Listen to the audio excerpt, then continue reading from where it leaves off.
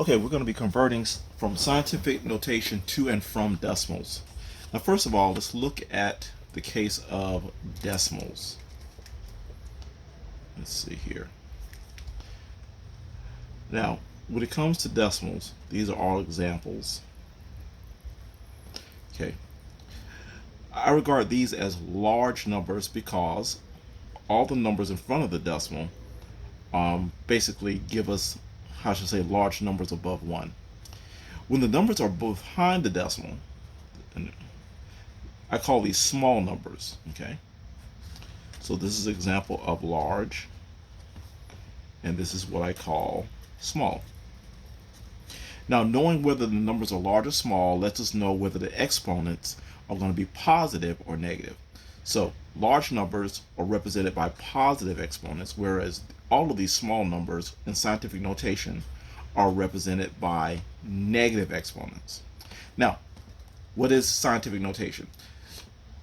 It's we need two requirements for scientific notation. First of all, your first decimal must be behind your first number. So a number like this would be the beginning of making scientific notation. Okay? You need your decimal behind the first number. Or this would be an example of creating scientific notation. Again, the number and then the decimal. So this is the first thing we need for scientific notation. The second thing we need for scientific notation is after the decimal has been moved to this spot, we need to represent whether it was a large or small number by putting times 10 to some power. If that power is positive, we knew it was a large number. If that power was negative, we knew it was a small number. Let me write this a little better. That looks like an IN, doesn't it? This is what I mean. It's either positive or negative number here.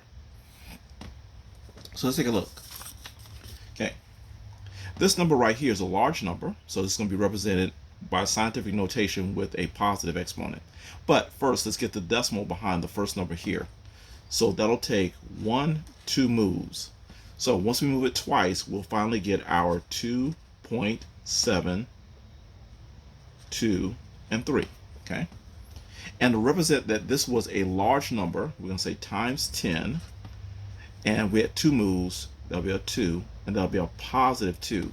The positive 2 lets us know that this scientific notation number used to be large, or is large. Okay, let's do it with this one right here. All right, for scientific notation, the decimal must be in between, just before the first number. So this will take 1, 2, 3 moves. And so it'll become 5.1. And then times 10. And since we moved it 3 times, we'll have a 3 here. And to let us know that this used to be a small number, we'll put a negative 3. So this will tell us that 5.1 is actually a very small number where we had to move it 3 times. Okay. All right, this is a large number. The decimal is not apparent here. So if you don't see the decimal, we'll just place it here. And we want the decimal behind the 4 in order to make it scientific notation. So it'll be 1, 2, 3 moves. So that'll be a 4.1, and then times 10, and that was 3 moves, so that'll be 3. And since this is a large number, this is representing a large number, we'll put a positive 3. And this will let everyone know we're representing a large number.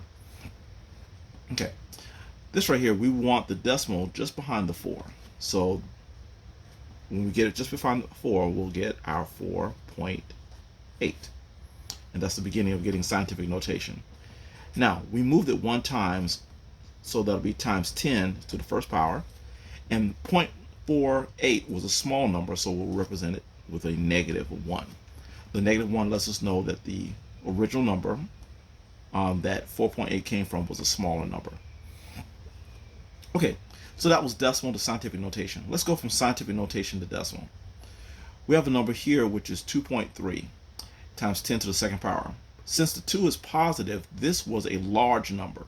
So in order to make 2.3 larger, the decimal has to be moved this way 1 time and then 2 times. And it creates the number 230. Okay. Now, Here, with a -2, this lets us know this used to be a small number. So let's write down 2.3, and we're going to make it smaller. So by moving it twice this way, this makes it smaller, and add a 0, it's even smaller. And the decimal ends up there. So our final answer is 0.023. Very small number, but we knew it would be a small number because of the negative here. Okay, here we have a -3.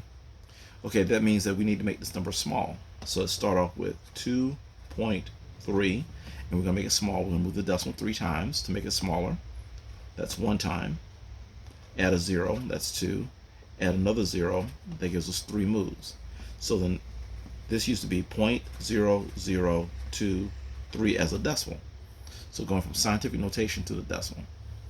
Now, this one here, since it's a positive, this original number for this used to be large. So we're going to write 2.3 and move it 3 times larger. That's 1, add a 0, 2, add a 0, 3. So this is 2300. So we don't necessarily need the decimal back here. And certainly it is larger.